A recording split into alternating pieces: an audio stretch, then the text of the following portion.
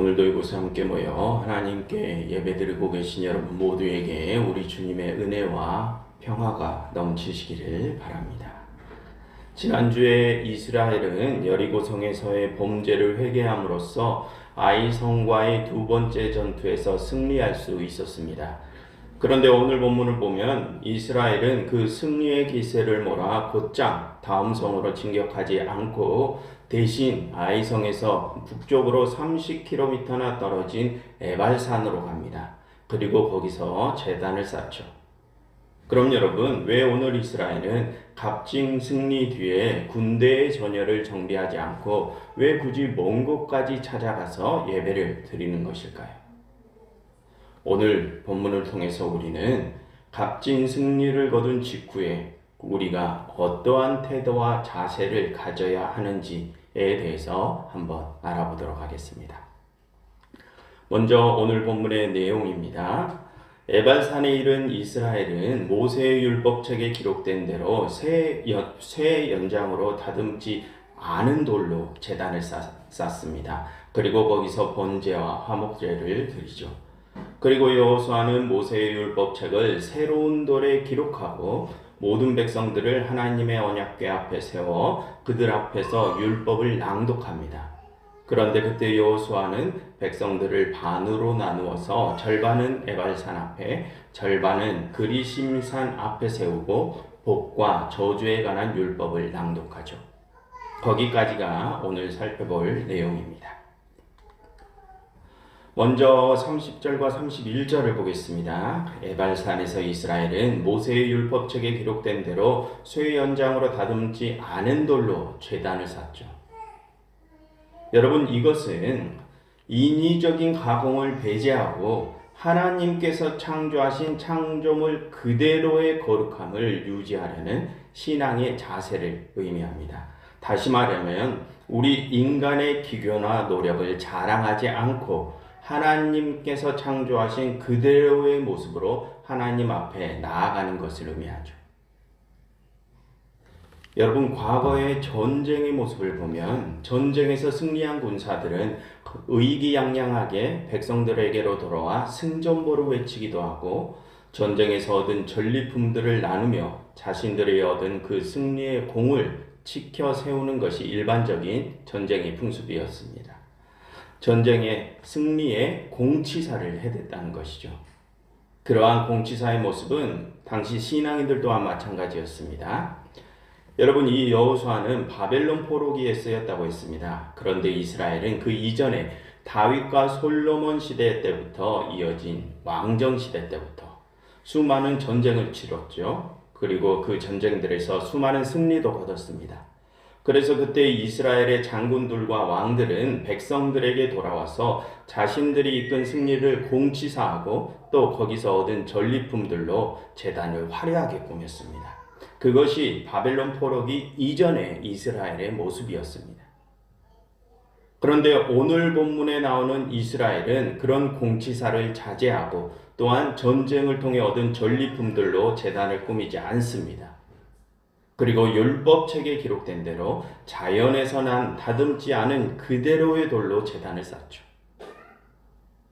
여러분, 그 율법책은 하나님의 말씀을 담은 책이죠. 즉 오늘 이스라엘은 하나님의 말씀대로 전쟁에서 승리한 뒤에 다듬지 않은 돌로 제단을 쌓은 것입니다.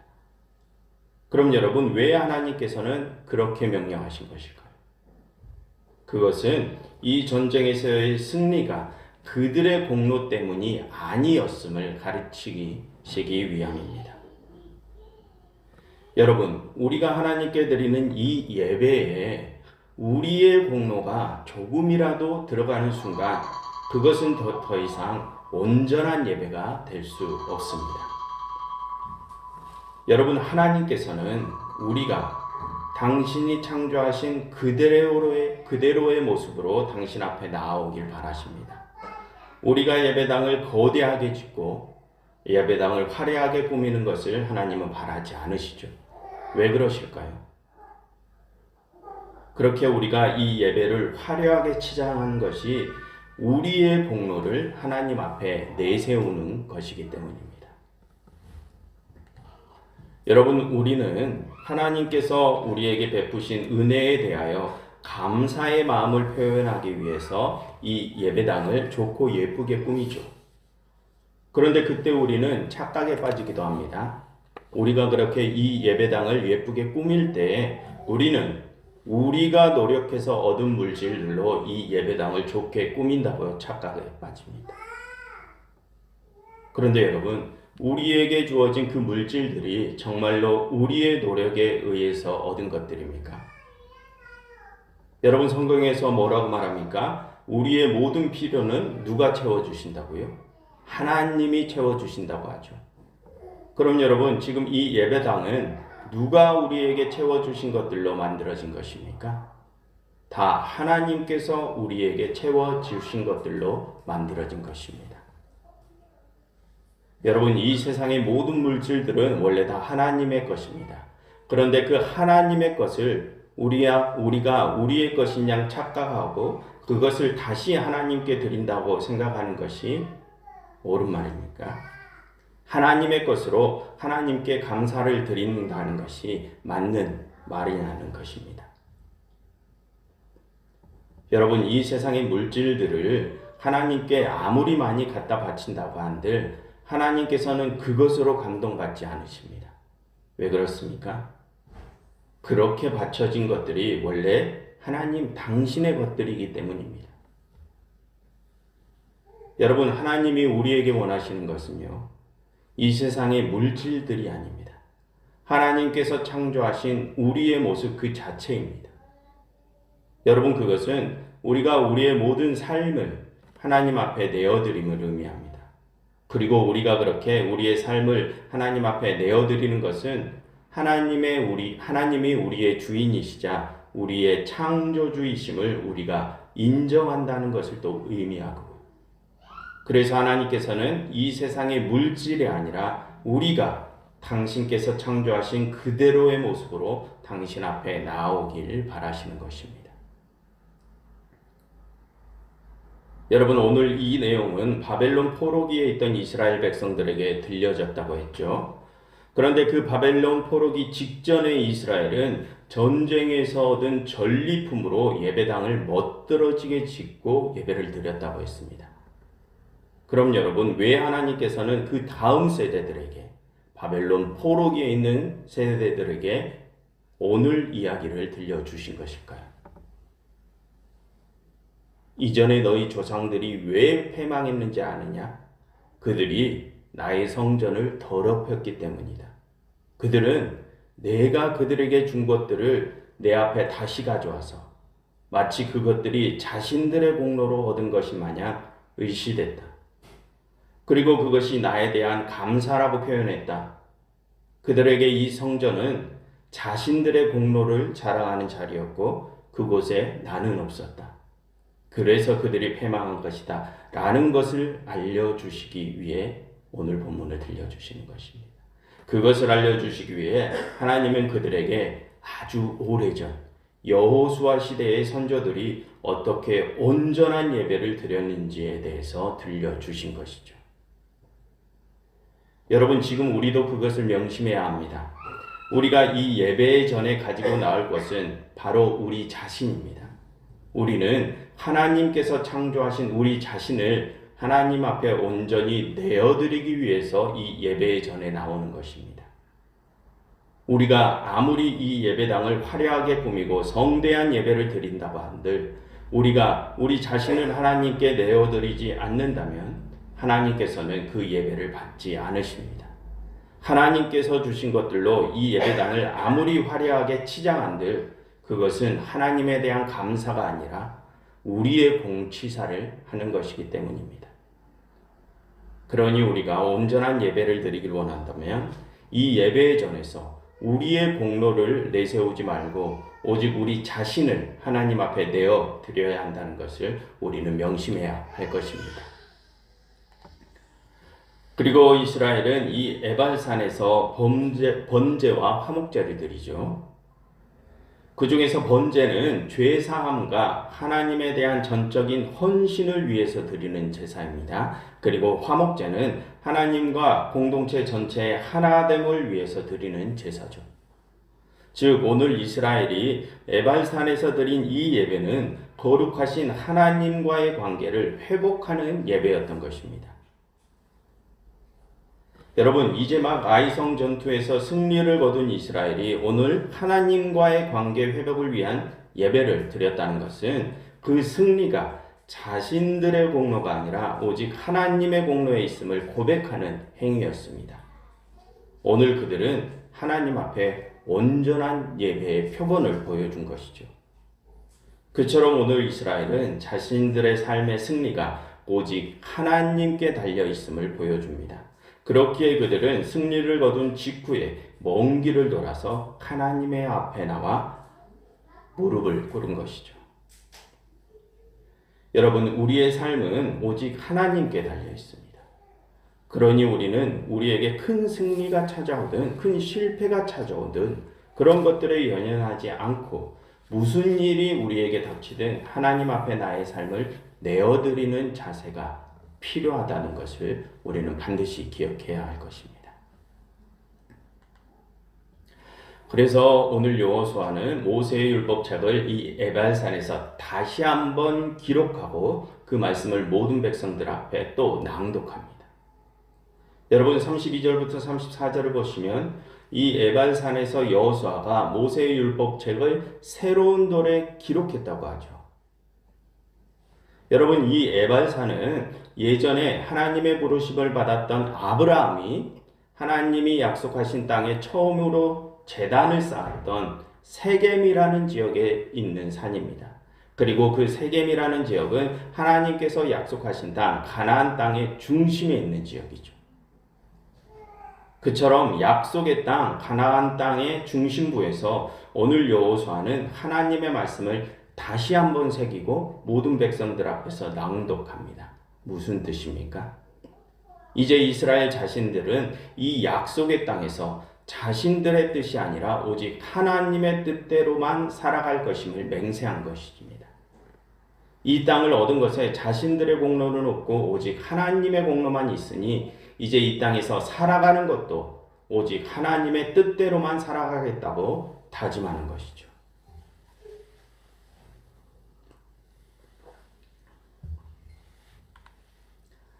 그리고 또 오늘 본문에서 우리가 살펴볼 부분은 여호수아가 이스라엘 백성들을 반으로 나누어 그리심산과 에발산 앞에 세우고 복과 저주의 율법을 낭독했다는 부분입니다. 여러분 화면에 보이는 곳이 그리심산과 에발산인데요.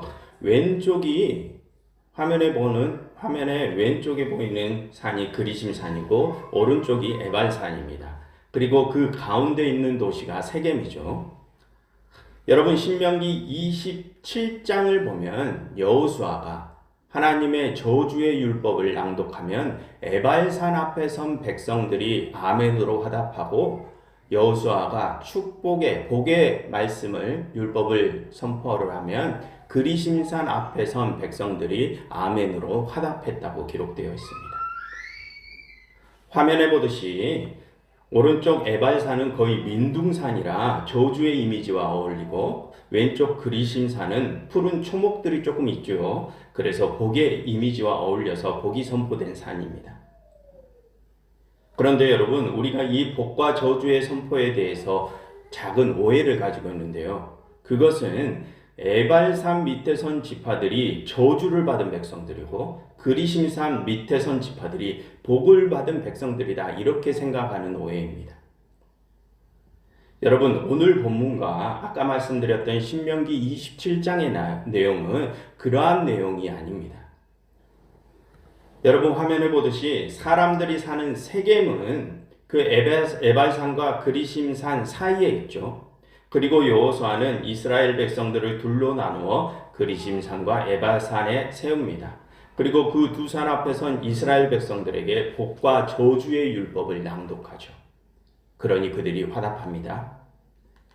여러분 그러한 장면은 이 세겜이라는 땅의 복과 저주가 그 이스라엘 백성들에게 달려 있음을 의미합니다. 여러분, 지금 이 세겜 땅에는 가나안 사람들이 살고 있죠. 앞으로 이스라엘 백성들도 그곳에서 살아갈 것이지만 그곳에는 그 이스라엘뿐만이 아니라 가나안 사람들도 함께 살아갈 것입니다. 그런데 그 세겜을 중심으로 이스라엘 백성들이 좌우로 나누어져 서게 되죠. 마치 세겜을 이스라엘 백성들이 둘러싼 것처럼 말입니다. 그리고 그 이스라엘 백성들이 하나님의 복과 저주에 관한 율법을 받아서 화답합니다. 무슨 뜻입니까? 이 세겜 땅의 복과 저주가 그 이스라엘 백성들의 손에 달려 있다는 뜻입니다. 그런데 여러분, 아까 이 세겜은 가나안 땅 전체의 중심부라고 했었죠. 이제 이 가나안 땅 전체의 복과 저주는 이스라엘의 행동에 의해서 좌지우지 된다는 뜻입니다. 하나님께서는 이 약속의 땅의 복과 저주를 이스라엘 백성들에게 맡기신 것이죠. 여러분, 이제 이 가나안 땅은 이스라엘이 어떻게 하느냐에 따라서 복을 받을 수도 있고 저주를 받을 수도 있습니다. 이스라엘이 만약 하나님의 말씀에 순종하면 그 땅 전체가 복을 받고, 만약 이스라엘이 하나님의 말씀에 불순종하면 그 땅 전체가 저주를 받게 됩니다. 이제 이스라엘에게는 그러한 사명이 주어진 것입니다. 그런데 여러분, 그러한 것은 지금 우리 그리스도인들에게도 똑같이 적용이 됩니다. 여러분, 지난번에 여리고성이 가나안 땅의 첫 열매였던 것처럼 이 가나안 땅은 온 세상의 첫 열매와 같다고 했었죠. 그래서 당시 이스라엘 백성들이 맡았던 역할을 지금 우리 그리스도인들이 맡아야 한다고도 했었고요. 그처럼 여러분, 과거 이스라엘이 가나안 땅의 복과 저주를 책임졌었던 것처럼 이제는 우리 그리스도인들에게 온 세상의 복과 저주에 관한 책임이 주어진 것입니다. 우리가 하나님의 말씀에 순종하느냐 불순종하느냐에 따라서 이 세상 전체의 복과 저주가 결정되는 것이죠. 그것을 보여주는 장면이 그리심산과 에발산 앞에서 이스라엘이 복과 저주의 율법을 받는 이 장면입니다.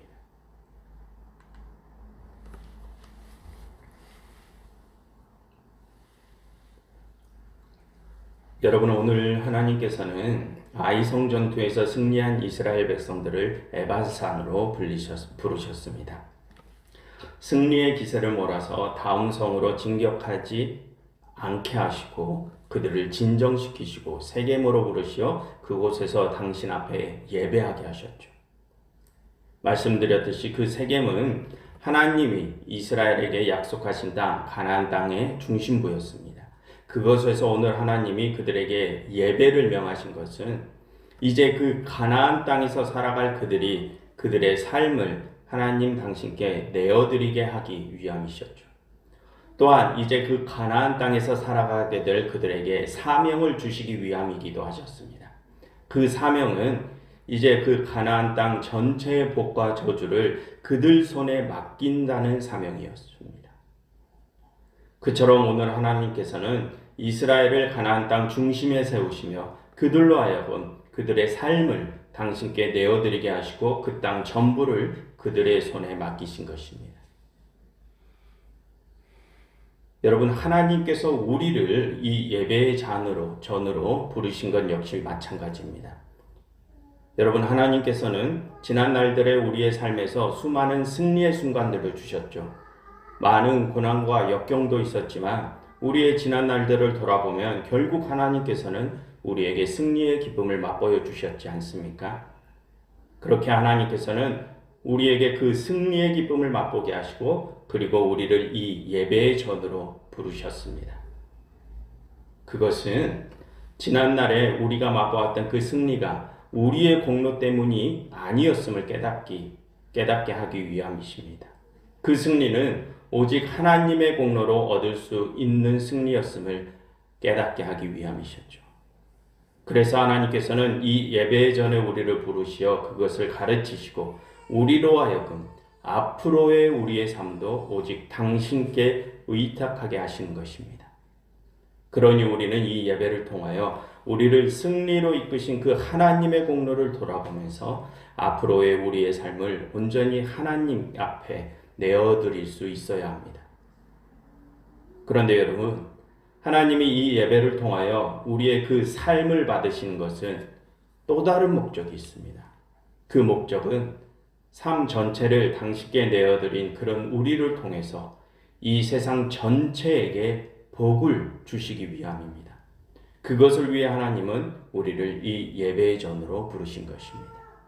그러니 여러분, 하나님 앞에 모인 이 예배의 시간에 여러분들의 삶을 하나님 앞에 내어드리십시오. 그리고 하나님께서 우리에게 주시는 사명을 받으십시오. 여러분, 이 세상의 복과 저주가 먼저 부르심을 받은 우리의 손에 달려 있습니다. 우리가 사랑하는 이들의 앞날이 지금 이 예배의 자리에 나와 있는 우리에게 달려 있습니다. 그러니 여러분, 우리가 하나님의 모든 뜻에 순종하여 우리가 사랑하는 그들도 하나님께서 주시는 참된 복을 누릴 수 있기를 간절히 바랍니다. 기도하겠습니다. 하나님, 저희가 저희의 삶을 당신께 온전히 내어드림으로써 이 세상에 당신께서 주시는 복을 선물할 수 있게 하시옵소서. 예수 그리스도 이름으로 기도드렸습니다. 아멘.